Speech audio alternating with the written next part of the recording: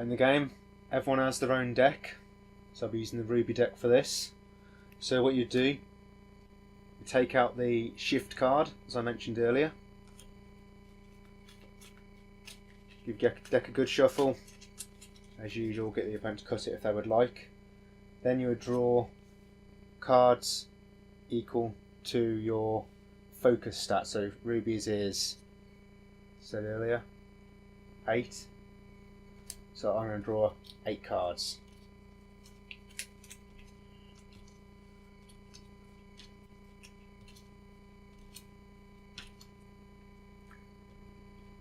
So I draw 8 cards from my deck. Now we're in the focus phase, which is a phase that will only happen once per game.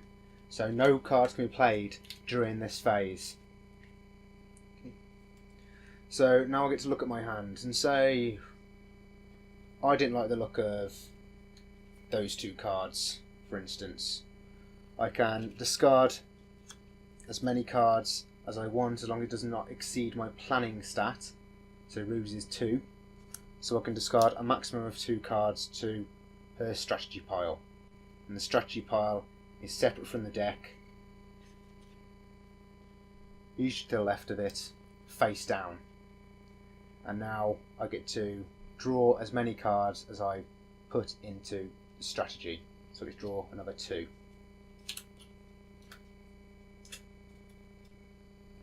Then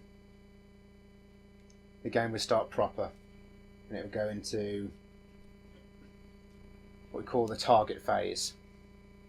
The target phase is dictated by this little symbol here. Looks like a splash target. See that symbol anywhere? It means target phase. In the target phase, you can play any non-battle card you want, as long as the conditions are met. So for instance, if we looked at this on a Weiss, it's got the target phase symbol there, so we know we can play it during the target phase. And any conditions on the text, for this one there are no conditions on the text that would stop me from playing it, so I could literally play that card now if I wanted to. Yes, if I played that card, it will go into my exhausted pile, which is a face up pile, usually to the right of the deck. Let's move this forward so you can see. I know it's the Weiss card, but just for demonstration purposes. So that'll go in my exhausted pile. So you've basically got 3 piles. Your deck, if anything, you get to draw a card, it's usually from your deck, strategy pile, and exhausted pile. The difference between your exhausted pile and your strategy pile, other than being face up and face down, is that one, cards in your exhausted pile are out of the game. You can't get those back. The other thing is people can actually look through your exhausted pile at any time, count the cards, as long as they don't change the order. Strategy pile, they can't look through that. And if you would run out of cards in your deck, you would shuffle your strategy pile, if you so wished, and place it back into your deck. So basically your strategy pile will become your deck when your deck runs out. And you're given the choice of whether you want to shuffle it first before it becoming your deck or not. So as I mentioned earlier, there are no resources, so non-battle cards are extremely easy to play. You'll check that all the conditions on the card are met. And there are 3 phases in this game that repeat. That is the target phase, have we just gone through. This is when you draw cards and sort out your plans. There's a battle phase, which is the main portion of it, which is by this little symbol here. And then there's the adaption phase, which is when you regain things like a bit of spirit and maybe switch out some equipment, that sort of stuff. That's dictated by that. Once those 3 phases have gone, that is 1 turn. And in this game, you don't take separate turns as in it's my turn, now it's your turn, because we'll both be playing at exactly the same time. And you'll see in a minute how that is in the battle phase. But to take it from now, that non-battle cards are played face up. As you'll see later, battle cards are played face down. And bear in mind, just because this can only be played during the battle phase, it's still a non-battle card because it has no numbers in. So this will be played face up in the battle phase. Okay.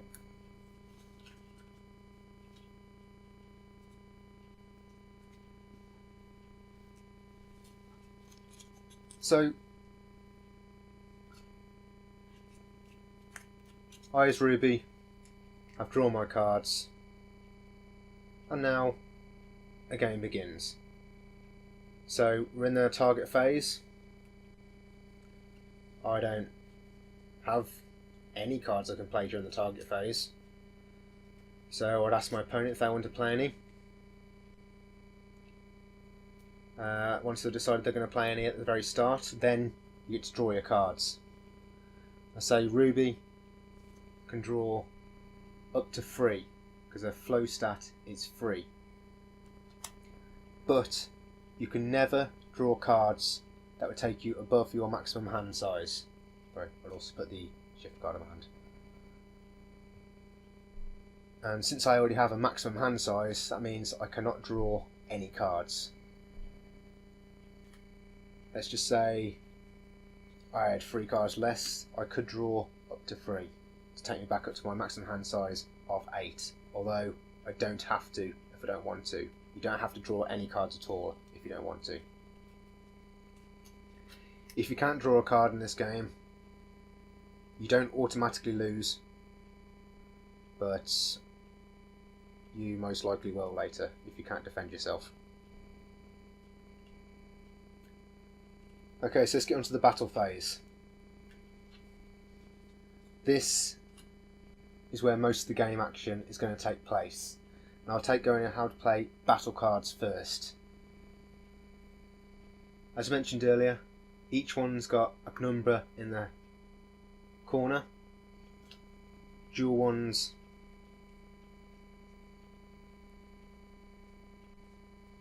have numbers as well, and this one they're both the same, but it can often be different numbers. And now if we notice we have numbers here, these are known as tick spaces, opposite each other. To play a battle card, you choose the one you want and you would place it face down, and I'll play a dual one to show you that. If you're playing a dual one, you would choose your orientation, and the way facing your opponent is the way you played it. So if I played it, I'll put it face up at the moment, but you play it face down. If I played it that way, it would be an attack. If I played it that way, it would be a defense. So let's play that one. When I play it that way, face down, my opponent would then get to choose to play a card. If you don't play a card, I got the option of picking this one back up and playing another card from my hand. Otherwise, once you've played a card face down here, you can't change it. The other thing is, if you don't play any card, so my opponent doesn't play the card at the same time as me now, that means they can't play any other battle cards for the rest of the battle phase, although they can still play non-battle cards. So now, let's imagine my opponent's placed one, and we're both happy. I'll turn over the card on its long edge,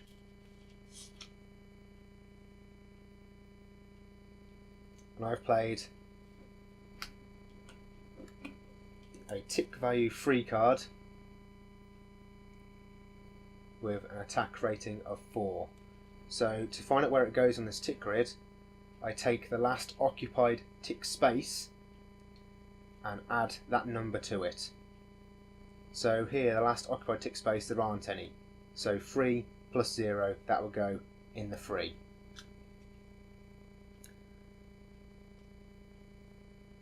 Let's say if I next played my shift card. I play that there. My opponent plays. We reveal to 1. So 3 plus 1, it would go into the 4. It does not go behind your last played card. You can never play a card that goes behind your last played card or on the same space. Only one card per tick space. So now I only have 1 remaining.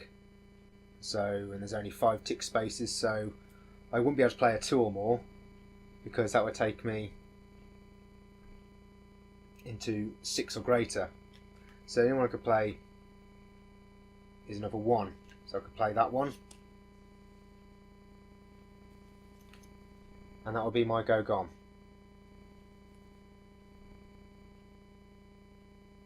At the end of any battle phase, all the cards on the tick line are taken, put in any order you want, and placed into your exhausted pile. There is one other way of playing battle cards, and that is linking them. And this is the way to get multiple, more powerful attacks rather than having to go just, I'm going to play a 3 and then a 1 and a 1. Or I can play a 5 and then I can't play anything else the rest of the turn. To do this, your number has to be 1 greater than the last one. So if I played my shift card, that'd be a 1. Then I play weak point, which has got a 2. So usually you turn that over, 1 plus 2 is 3. But because the number is only 1 greater than the last one, that links. So that would actually go to tick space 2 and go off in this one here. One rule with linking is, if it can link, it does link. So even if I wanted it to go off here, it wouldn't. It would go there. Likewise, I can continue that. So I could now go 3, 1, 2, 3, and then I could go a 4 and potentially a 5. So you can potentially get quite a lot of powerful attacks on there. You don't have to have an unbroken streak through it. So say if I played my shift card, a 1, like I said, face down, it's turned up. 0 plus 1 is 1. It goes off in the first space. Then, say next turn I played my dual card.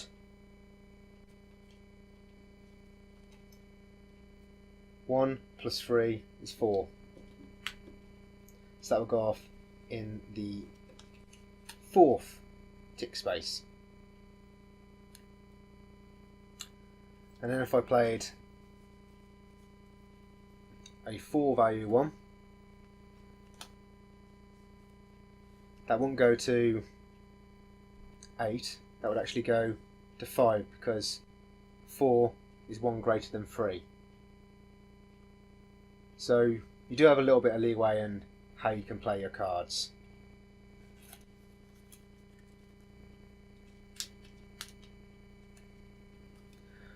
We'll go over to card interaction in the next section.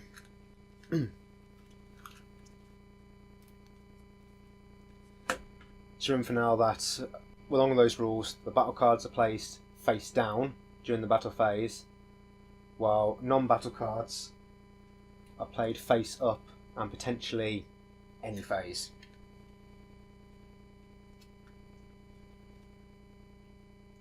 Right, then we go into the adaption phase. During this phase,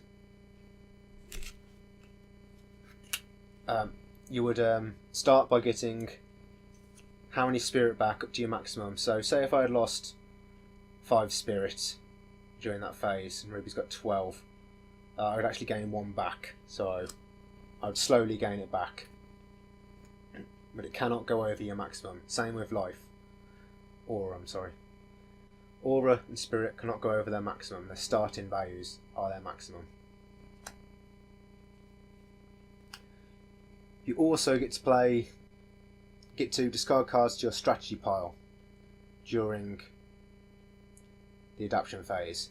So let's say I no longer wanted those 2, or just say that one. I can discard up to 2 because of RWBY has a planning stat of 2. So I discarded that one. Then the next phase would begin. That's 1 turn over then, once everyone's happy. It goes back to the target phase. So we start that, and then because I discarded 1 card to my strategy pile last turn, my flow stat, which is the amount I can draw, goes up by 1 for this turn only. So I can potentially draw up to 4 cards. So trying to get a handful of useless cards if you or try to hold on to anything too long. It's just a way of getting rid of them and keeping the game moving at a steady pace. Okay, the next section I'll go over the interactions with the battle cards.